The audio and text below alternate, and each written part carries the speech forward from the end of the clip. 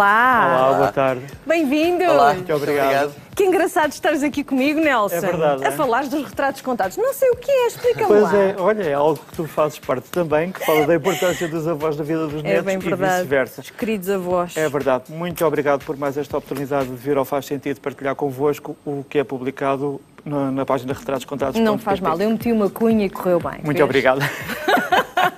Mas olha, vamos falar de ti, Fernando, porque tu partilhaste com o Nelson o impacto que os teus avós paternos e maternos tiveram na tua vida. A tua avó materna era modista? Era ela que era modista? A avó materna? Era a minha paterna? avó paterna. Era a Sim, paterna. minha avó Sofia. Ah, muito bem. Verdade.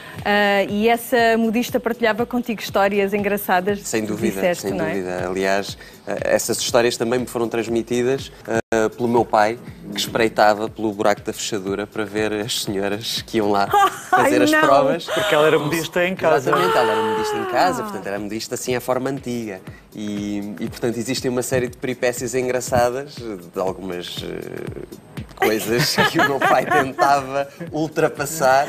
Ai, o teu pai fazia Era isso. fresco, Só era curiosidade. Ai, só curiosidade. Curiosamente, ligada à música, sim, aí é mais o lado materno, a minha avó materna. A tua avó Delfina, então, minha é avó que é a tua Delfina. avó materna. Sim, mãe da minha mãe. É tal que tu dizes que não teve, infelizmente, não acompanhou o teu início, nem sequer aos 11 anos, não é? Quando foste ao Bravo Bravíssimo, Foi não quando foi? me estreiei.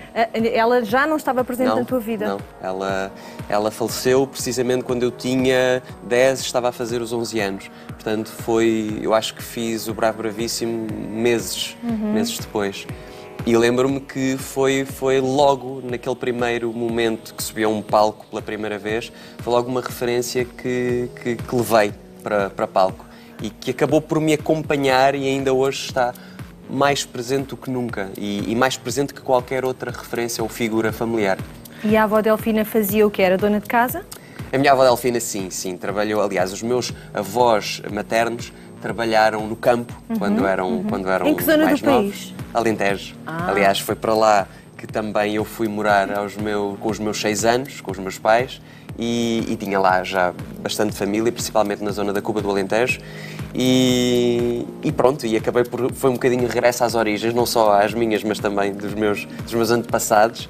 E foi lá que também despertei a voz e foi lá que pude morar com a minha avó também, o que me aproximou muito mais e acabou por alimentar muito mais a nossa relação tão especial.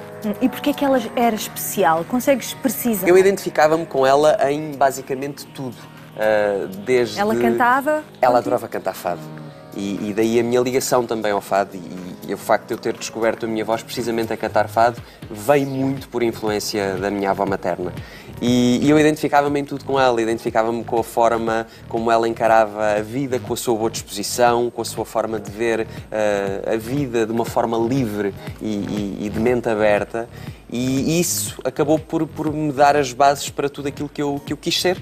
E que ambiciono ser. Ela tinha uma ligação especial com a música, com o fado da Sina, não era? O fado da Sina. É verdade. Esse fado em particular tem uma história engraçada porque ela adorava cantar fado, ela adorava alguns fados em particular. Um deles era esse fado da Sina, mas não deixava que nem a minha mãe, nem os meus tios cantassem esse fado, porque ela achava que trazia má sorte. Pois, porque a letra, convenhamos. Sim, é uma letra muito pesada. Exatamente, é uma letra forte. E como qualquer avô que se preze, ela não queria as dores do mundo todas só para ela. Portanto, ela não queria, de certa forma, que ninguém tivesse ou passasse alguma coisa de mal a não ser por ela. Má sorte era para ela, não era para mais ninguém. Era uma avó protetora. Pobre completamente. E pronto, e como é óbvio, o fruto proibido é o mais apetecido e era precisamente o fado que a minha mãe e os meus tios mais gostavam de cantar, mas que pronto, que ela não gostava de os ouvir cantar. Porque era quase uma espécie de lamento. E a verdade é que, pronto, esta história chegou-me depois da minha avó ter falecido. E eu achei que faria todo sentido gravar este fado e descobri-lo desta maneira, porque achei que era uma boa forma de homenagear a minha avó. Era uma boa forma de contrariar qualquer tipo de superstição e homenagear os avós em geral, porque são figuras, sem dúvida, são figuras que eu acho que são muito marcantes, tão ou mais marcantes quanto os nossos pais e os nossos irmãos. Aliás, ele ainda tem um avô vivo. É verdade. É verdade. Com 89 anos. Graças a Deus, o avô Fernando ainda está vivo. Fernando Fernandes, tal e qual como o meu pai Fernando Fernandes, tal e qual como o meu Fernando Fernandes. Então tu és o Fernando Fernandes III. Se estivesses nos Estados Unidos, tinhas lá o número romano Não à frente. peca pela originalidade, não é? Mas... FF3? FF3. Sou o terceiro. Não pensem que sou original. Uma longa dinastia. É uma longa dinastia. Vamos lá ver se continua. Vamos lá ver se continua. Tens que pensar nisso. Espero que sim. Ou ele ou o irmão. Alguém, um deles terá que continuar passar esse testemunho. Olha, mas tu disseste que de facto sentes que para ti os avós foram determinantes na tua maneira de estar, na tua perspectiva do mundo, os teus valores, é isso? Sem dúvida, sem dúvida. Obviamente, para além da educação dos meus pais, claro, mais direta e fulcral, mas os avós têm um lado representam, pelo menos na minha educação, um lado de afeto com lições de vida, e essa mistura e essa fusão tão natural acaba por ser muito marcante, porque acho que acabamos por aprender as coisas lá está, com um carinho completamente diferente. Não, eu acho que o FF é daquelas pessoas que têm a cabeça muito arrumada, que sabe para onde é que quer ir e sabe de onde é que vem, e tudo isto penso eu que tenha tudo a ver com o relacionamento que ele teve com os avós e com aquilo que aprendeu com eles, não é? É verdade. Sim, até porque os meus pais, quando estavam a trabalhar, lá está, eu estava muito mais próximo dos meus avós. O meu avô Francisco, marido da minha avó Delfina, também foi uma grande referência. Era um homem com um humor muito particular, muito irónico. Então? Com um sentido de eu é que sei fazer as coisas muito grande, e acho que me passou de certa maneira também um bocadinho a teimosia e acima de tudo a perseverança de querer, se temos um objetivo para alcançar, conseguir alcançá-lo e ir atrás dele. Ele passou-me um bocadinho esse lado. A minha avó, se calhar, a minha avó Delfina era uma mulher mais insegura, talvez, apesar de transmitir uma força enorme, mas depois na sua intimidade acabava por revelar-se um pouco mais insegura. O que é que tu gostavas de passar para a próxima geração que sentes que recebeste o testemunho dos teus avós?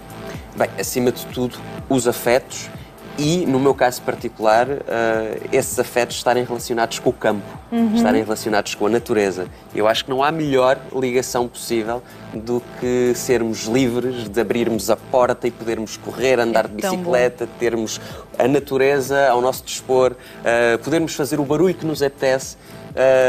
E ligado a isso e associado a isso, obviamente, os afetos de quem está sempre ali a olhar para nós. Vigilante. Ele acaba por transmitir isto nos seus trabalhos, porque o último trabalho do Safra falava muito desta ligação ao campo, até o próprio clipe estava muito ligado ao campo, não era? Sim, é verdade. E o videoclipe termina precisamente com um casal de idosos que terminam a história de amor que começa desde pequeninos. Portanto, também, mais uma vez, lá está a referência das pessoas mais velhas.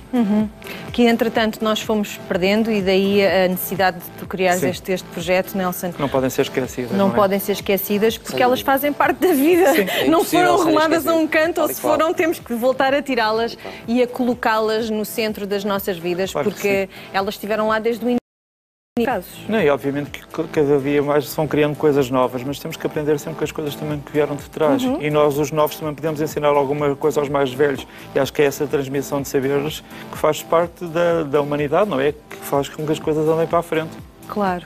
A tua preocupação quando criaste os retratos contados, ao fim e ao cabo, foi essa de trazer estas histórias mais antigas, as histórias de que o Fernando tem a recordação, não é? Esse contacto com o campo, com os avós, aquilo que de bom eles lhe trouxeram, de difícil, com certeza também às vezes, não é? Porque às vezes temos a tendência para só relatar as coisas boas, mas tenho a certeza que houve alturas que os teus avós te impuseram coisas que tu não querias, sem dúvida. E assim como também, lá está, recebia todas as vezes, todos esses ensinamentos, alguns deles nós não compreendemos na altura, e fazem parte de qualquer educação. Pelo menos uma educação completa deveria ter as coisas que se podem ou não fazer, não é? A disciplina. E que anos muito mais tarde vimos a recordar que os nossos avós tinham razão naquilo que nos diziam. Quantas vezes? Sem dúvida. E na altura não valorizamos. E ao mesmo tempo, por outro lado, foi o meu primeiro contacto, lá está, com uma coisa que é inevitável a determinada altura da nossa vida, que é a morte. Que é conseguirmos conviver e perceber o que é o facto de não podermos, no dia a seguir, já estar ao pé dessa pessoa fisicamente e de elevarmos essa pessoa para uma fasquia muito mais espiritual e que, por vezes, e comigo tem-se revelado isso, é incrível como eu convivi com a minha avó até aos 10 anos, mas hoje, com 29, sinto que ela está cada dia que passa mais presente. E isto é muito engraçado. Parece que de repente a ligação com as pessoas, e eu acredito nisso, independente delas estarem fisicamente ou não presentes, essa relação pode crescer e pode continuar a ser alimentada. E podemos continuar a aprender muito com ela. E é engraçado porque há coisas que nos acompanham para o resto da vida. Minha avó fazia umas fatias douradas fantásticas. E não há um dia que eu não vá a um café, podem passar anos que não vejo as fatias douradas na montra e não me lembro da minha avó. Há cheiros que me fazem...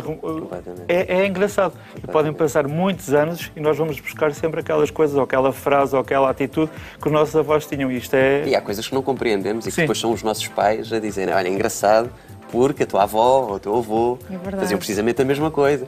E, portanto, são coisas que estão nos nossos genes e que depois acabam por se refletir nas nossas reações àquilo que nos rodeia. E nós nem sabemos, às vezes, identificar. E vamos identificar isso não sei quantos anos mais tarde. Isso também é interessante. Pois é curioso como tudo parece mover-se em círculos, não é, consequentes, um atrás do outro. Isso é uma questão que eu tento reforçar com o meu filho, que já só conhece uma avó, não é? Que é de dar-lhe uma memória que não é dele, mas é a minha, não é? Passar para diante como era o avô materno que ele mal conheceu, como era a avó materna que nunca chegou a conhecer, ou o avô paterno. E mesmo a avó paterna vive uma grande distância, não é? Portanto, tem que haver sempre essa...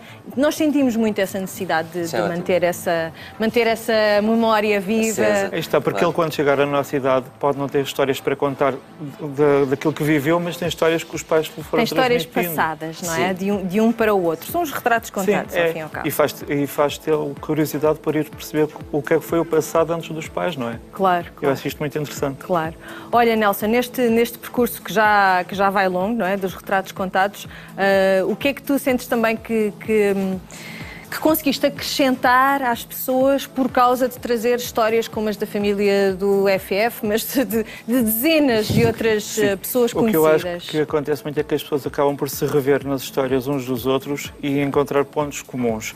E acabam por ficar felizes com este projeto. Porquê? Porque a história dos avós é uma história que, conhecendo-os ou não conhecendo-os, todos tivemos avós de alguma forma, mas não é uma conversa que esteja presente no dia-a-dia. Estão presentes assuntos da atualidade, mas estes assuntos não são recordados. E as pessoas sentem uma certa nostalgia, ao mesmo tempo uma leveza e um bem-estar, quando se fala disto e quando se vai recordar coisas que não...